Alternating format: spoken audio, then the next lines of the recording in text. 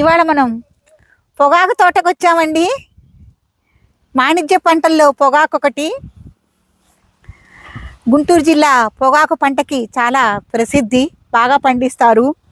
ఇప్పుడైతే తగ్గింది పొగాకు పంట పండించడం అనేది.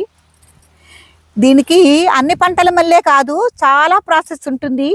ఈ పొగాకు మనకి కంపెనీలకు వెళ్ళేసరికి పొగాకుని ఆకులు ఆకులుగా కోయటము, మళ్ళీ ఒక దబ్బలము, తర్వాత పురుకోసా తీసుకుని పొగాకుని దండలల్లే గుచ్చుతారు. పొగాకు బ్యార్నీలు అనేవాళ్ళు. ఇది వరకు ప్రతి ఊరికి పొగాకు బ్యార్నీలు కూడా ఉండేవి, కానీ ఇప్పుడు లేవు.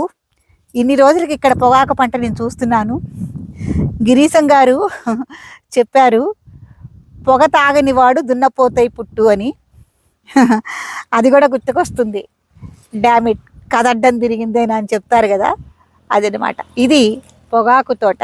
చాలా బాగుంది కదండి. దాని పువ్వులు కూడా చాలా బాగున్నాయి. చూడండి ఎంత ఎత్తి పెరిగిందో, ఎంత బాగుందో.